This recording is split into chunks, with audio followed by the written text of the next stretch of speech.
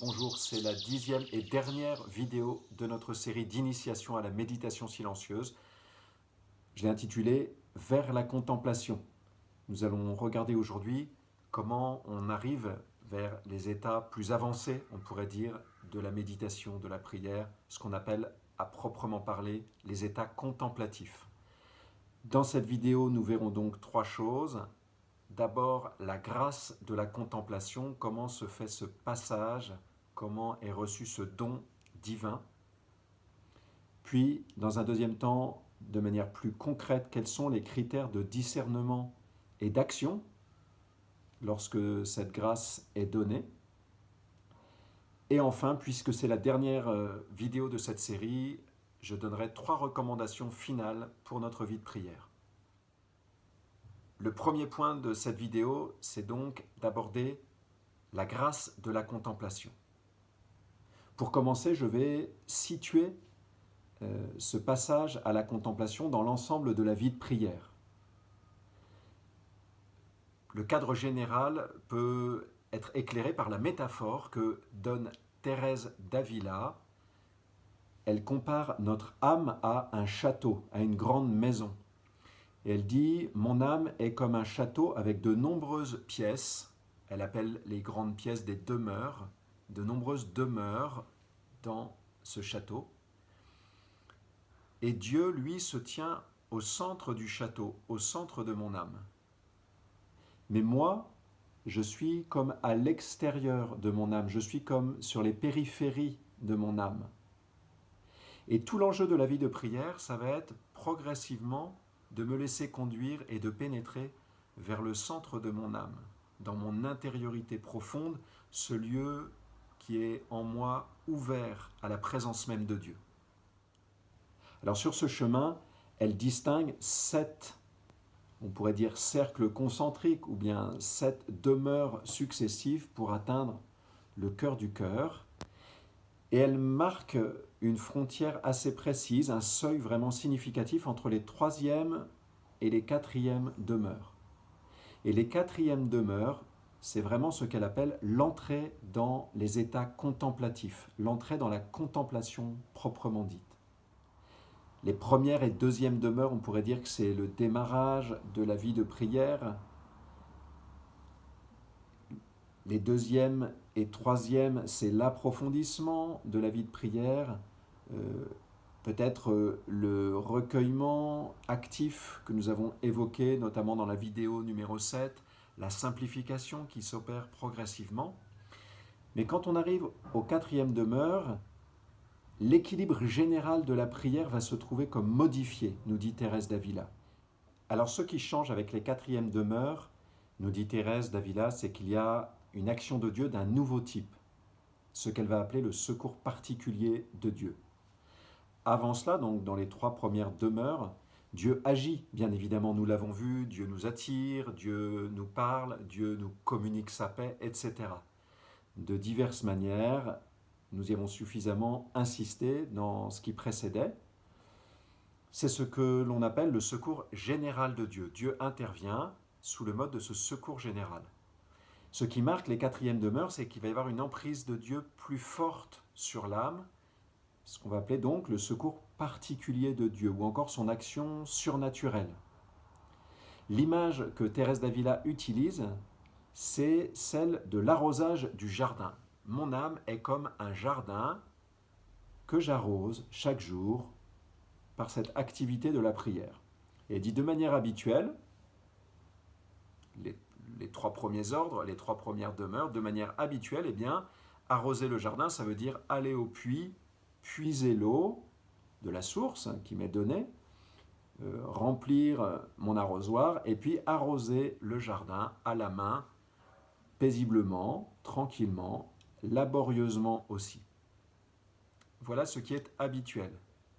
Et Thérèse nous dit, ce que Dieu peut faire et qu'il fait parfois, c'est qu'il fait pleuvoir l'eau du ciel. Et là, il n'y a plus besoin d'arroser, il n'y a plus besoin d'être dans cette activité assez forte, ce labeur de fond. Il y a juste à se disposer et recueillir la pluie des grâces contemplatives. C'est ça le basculement de la contemplation. Tout à coup, je passe d'un régime actif où je dois arroser en collaborant très activement à un régime plus passif où la pluie tombe directement du ciel. Après cette histoire, Thérèse nous redonne le critère précis de la contemplation, c'est que c'est hors de portée de nos efforts humains. Je vous lis un petit passage. Je donne le nom de surnaturel à ce que nous ne saurions atteindre par notre industrie et nos efforts personnels, quelque grands qu'ils soient. Bien que nous puissions nous y disposer, et même qu'il soit important de nous y disposer. Donc il existe un risque pour des personnes qui ont pas mal pratiqué des techniques de maîtrise mentale, de confondre la contemplation avec un état mental que l'on peut atteindre par une maîtrise technique. Non, c'est pas comme ça dans la progression chrétienne que décrivent les mystiques. Est-ce que ça signifie qu'il n'y a rien à faire pour entrer dans la contemplation? Non. Il y a évidemment des choses à faire. De nous disposer en amont à la contemplation, et puis lorsque cette grâce est reçue, eh bien, y collaborer avec intelligence. J'y reviens dans un instant. Nous pouvons nous disposer à la contemplation, nous dit Thérèse d'Avila. Comment? Alors je vais reprendre maintenant un certain nombre d'éléments, 3 points que nous avons vus dans tout ce qui précède.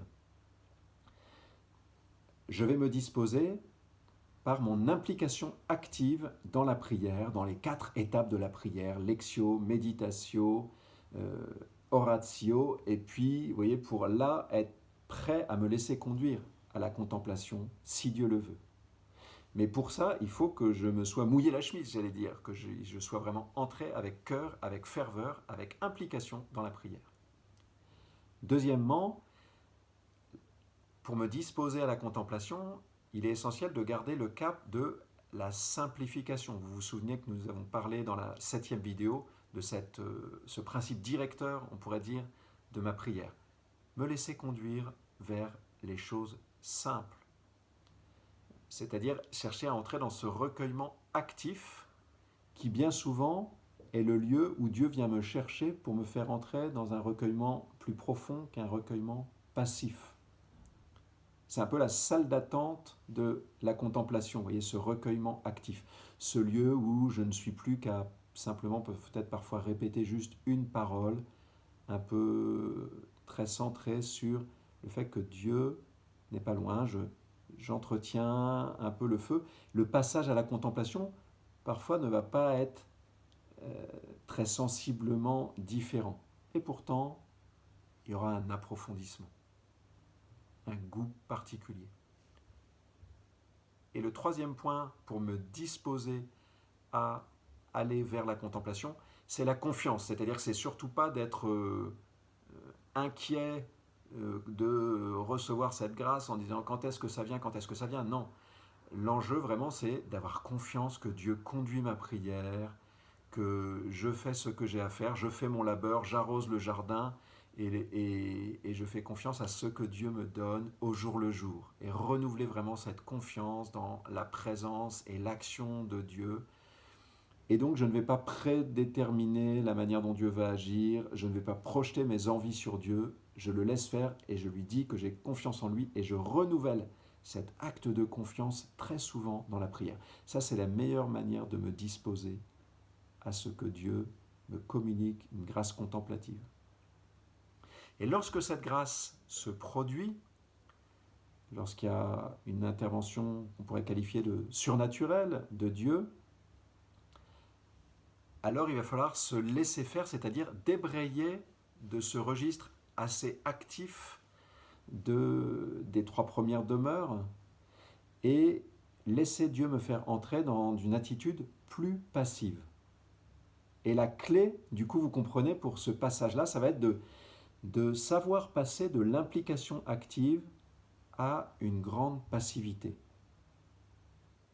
Alors je vais préciser maintenant comment réagir comment concrètement être moins actif, parce que ça ne veut pas dire d'emblée être totalement passif. Être moins actif, ça ne veut pas dire ne plus rien faire du tout, là encore.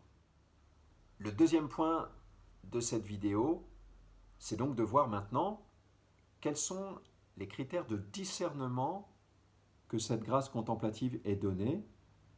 Alors nous avons dit, Thérèse nous l'enseigne, que la grande marque, c'est que cette contemplation, elle est hors d'atteinte de mes efforts.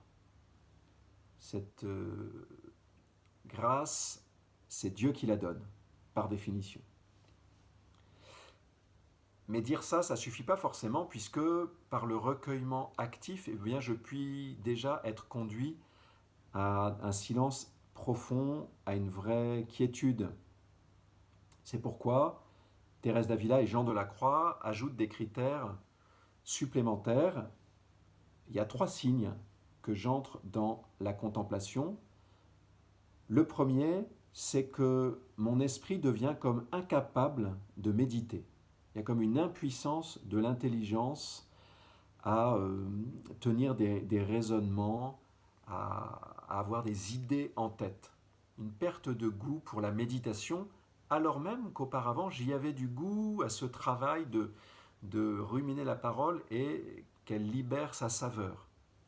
Premier critère, impuissance. Deuxième critère qui le prolonge, qui est également négatif, on pourrait dire, c'est une perte de goût plus largement pour ce qui ne concerne pas Dieu. Je n'ai plus envie de considérer des objets extérieurs, d'avoir des questionnements. Il y a comme une perte de goût pour ça. On pourrait parler d'une forme de détachement radical aussi par rapport au monde. Alors là, attention, ce critère à lui seul, il est très insuffisant, parce qu'il pourrait venir aussi de la mélancolie, voire même du péché, donc il faut vraiment bien discerner. Et puis également, cette perte de goût, elle ne doit surtout pas engendrer un désengagement, une perte du sens de la responsabilité par rapport à ce que j'ai à faire concrètement dans ma vie. Donc là encore, hein, attention, c'est pour ça qu'il y a une ambiguïté de ces 2 premiers signes qu'on pourrait dire négatifs, d'où la nécessité d'un 3e signe positif, c'est le goût que va avoir cette contemplation. Jean de la Croix nous dit qu'il n'est pas toujours très fort au début, que je ne m'en rends pas toujours forcément beaucoup compte, mais que peu à peu, il y a une vraie saveur qui se dégage. Il y a un goût profond pour le recueillement. Je vous lis un petit passage.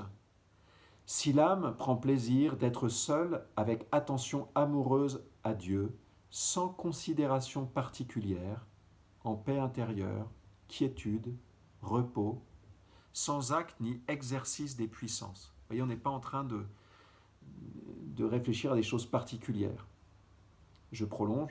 Mais seulement elle demeure avec l'attention et la connaissance générale, amoureuse, sans intelligence particulière et sans en comprendre l'objet.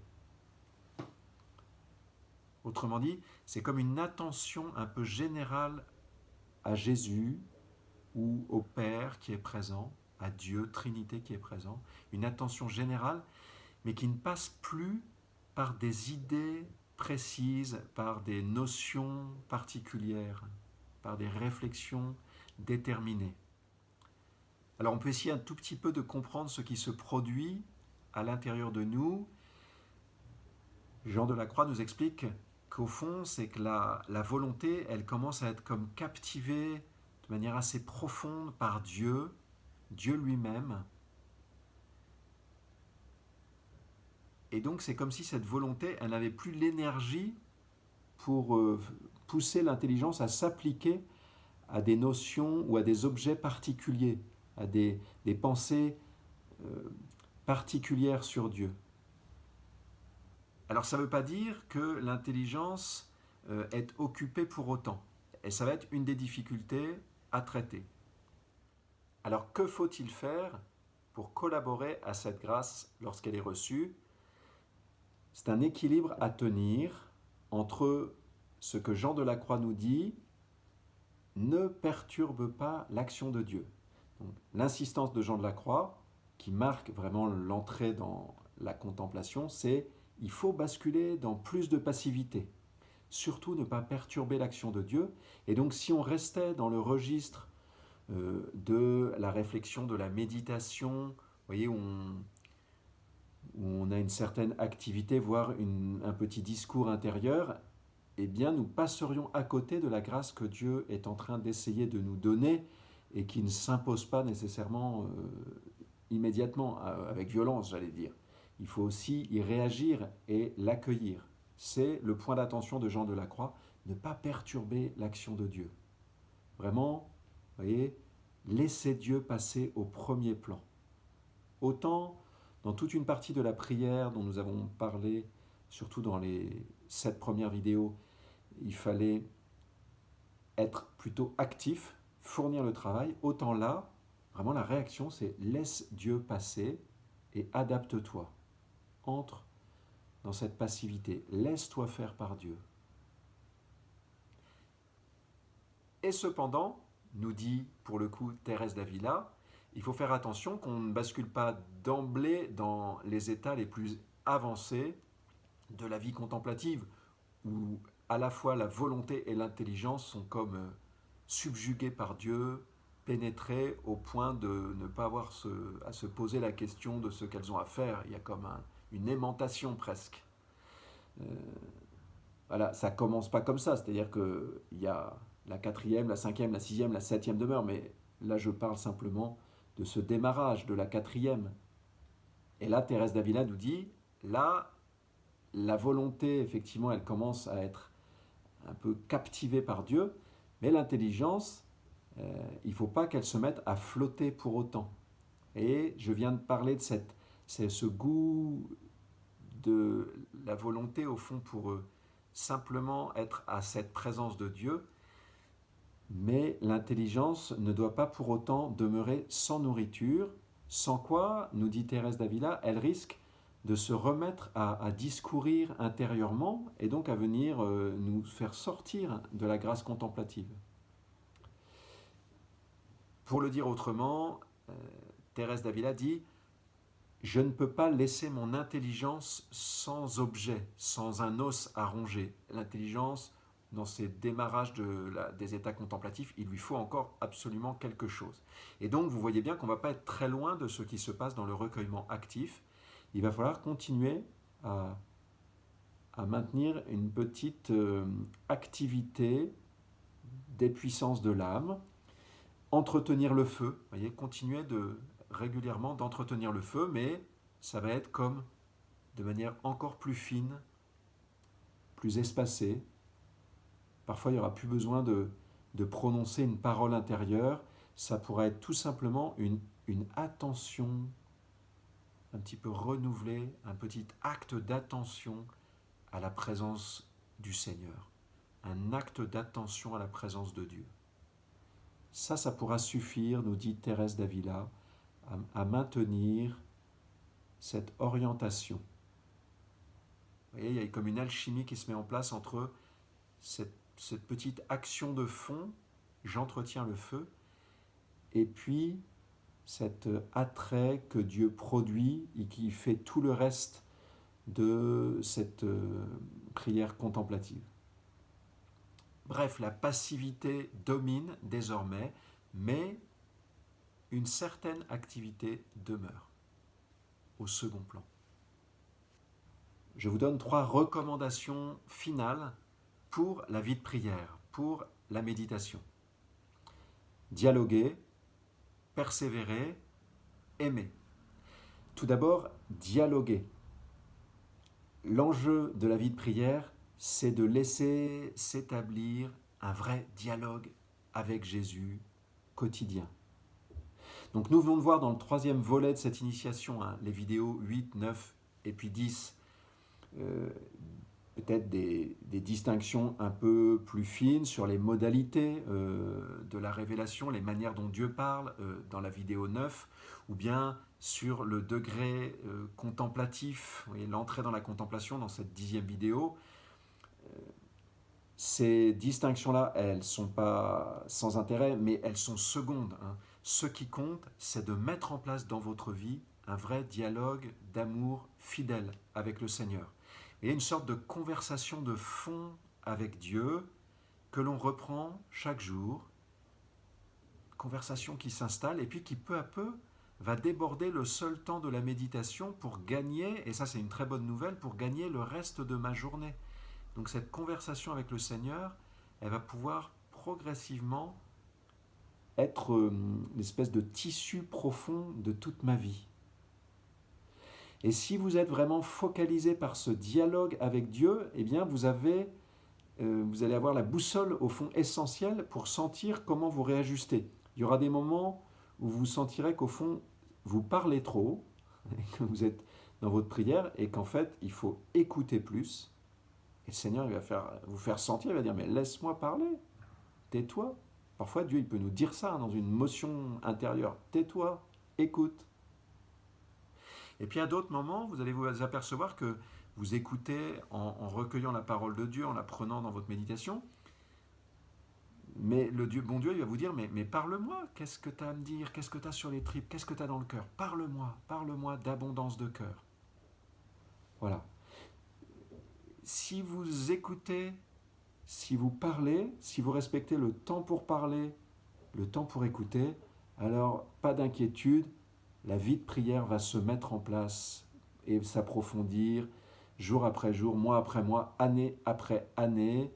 Elle va vraiment enrichir et fortifier votre âme toute votre vie.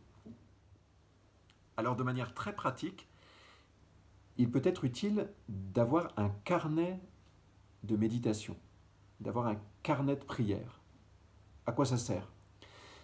Vous voyez, cette conversation avec Dieu, ce dialogue dans le temps long avec Dieu, ma mémoire peut être défaillante pour le garder.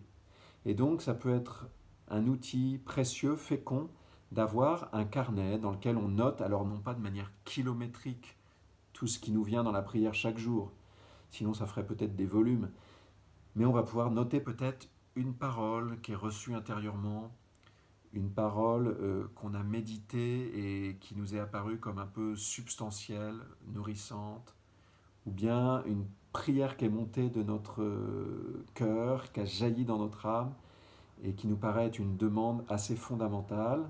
On va peut-être la noter, voyez. Et donc, peut-être pour chaque temps de prière, ou bien peut-être sur une semaine, à un moment, vous allez noter les 2-3 paroles, ou bien, que sais-je, qui vous semblent marquer, caractériser le temps de prière dans lequel vous êtes, le moment où vous en êtes de la discussion, de la conversation avec Dieu.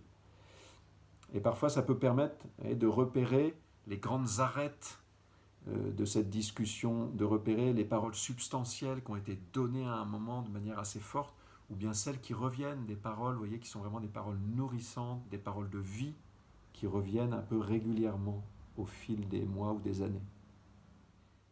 Et ce dialogue, une des clés pour le faire vivre, c'est l'Esprit Saint. Donc invoquez l'Esprit Saint très souvent pendant votre temps de méditation. J'en ai sans doute trop peu parlé, mais notamment juste après la mise en présence, donc le tout premier temps, vous savez, présence à soi corporelle, respiration, et puis mise en présence de Dieu. Là, juste après ça, vous pouvez invoquer l'Esprit Saint. Parfois, il va vous donner un indice pour le temps de prière qui suit. Deuxième recommandation, persévérer. Pourquoi? On l'a déjà dit, je le répète, il y aura des moments de découragement, probablement des moments de décrochage où vous allez cesser de prier. Ne vous découragez pas, comme dit la petite Thérèse, l'important c'est de remonter en selle et de reprendre le chemin, de se remettre à réarroser le jardin. Ne vous découragez pas, ayez en tête que l'adversaire Satan ne veut pas que vous mettiez en place cette vie d'oraison. Il a peur que ceci se mette en place dans nos vies. Et donc, lorsque nous trébuchons, il va surgir pour provoquer le découragement, pour essayer de nous détourner. Persévérance. Dialoguer, persévérer, aimer. Le critère de la vie chrétienne, ce n'est pas la vie de prière, c'est l'amour. C'est l'amour, c'est d'aimer. Et donc pour articuler la vie de prière et la vie en son ensemble, la vie chrétienne, eh bien c'est ce critère-là qui prévaut et qui est le critère absolu, on pourrait dire. Alors là encore, il faut un équilibre, ni fuir le monde dans la prière, surtout à partir du moment où il y a des grâces qui sont reçues et où on commence à y prendre goût. Tant qu'on s'y est pas mis, il n'y a pas de risque de fuir dans la prière.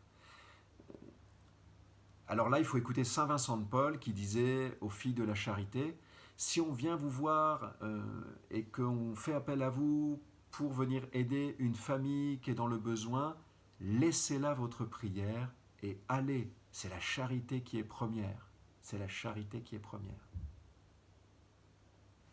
Et en même temps, il faut trouver l'équilibre avec une autre tentation qui serait se faire illusion sur notre capacité d'amour intérieur.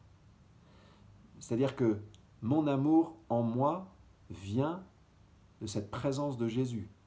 Donc là, il faut écouter Mère Teresa qui dit à ses filles, ses sœurs, qui viennent se plaindre en disant on n'y arrive plus, c'est trop les journées, on ne peut pas à la fois s'occuper des malades, prier, etc. Mère Teresa leur dit si vous n'y arrivez plus, c'est pas qu'il y a trop de prières, c'est qu'il n'y en a pas assez. Alors on va rajouter 1 heure de prière au début de la journée pour vraiment s'enraciner dans la présence du Seigneur. Alors entre Thérèse et Saint Vincent de Paul, il n'y a pas de conflit, mais vous sentez bien qu'il y a les éléments pour un discernement. L'enjeu profond, c'est peu à peu de découvrir que Jésus, Christ, vit en moi, au centre de mon âme. Il est en moi, et donc il aime en moi, et donc je peux aimer d'un amour surnaturel. Il y a en moi, je la découvre, cette source, c'est le cœur de Jésus qui aime, d'où coule cette source surabondante de charité, d'amour. C'est la fin de ce parcours d'initiation à la méditation silencieuse qui nous conduit jusqu'à ce seuil de la contemplation. Je vous souhaite vraiment de découvrir de plus en plus cette présence du Seigneur en vos âmes. Beaucoup de joie. Cette joie, c'est surtout celle de découvrir que vous réjouissez Jésus, qu'il trouve sa joie en vous, que le Père trouve sa joie en vous. Il veut vous le dire. Je termine en priant pour vous.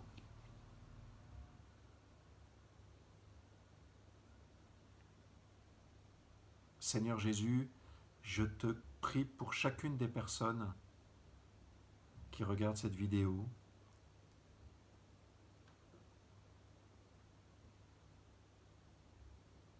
Bénis-la. Donne à chacun de découvrir que toi, le Christ ressuscité des morts, tu vis en moi, tu vis en nous. Donne à chaque personne de découvrir que tu es présent en son âme et que tu l'attends au-dedans d'elle-même pour te révéler à elle, pour t'unir à elle, pour faire communier son cœur à ton cœur. Seigneur Jésus, nous savons que tout ce que tu demandes au Père, il te l'accorde. Nous te demandons chacun d'unir notre cœur au tien. Nous te demandons d'obtenir cette grâce de ton Père. Seigneur Jésus, nous te bénissons. Dieu notre Père, nous te rendons grâce. Toi qui nous combles de tes dons.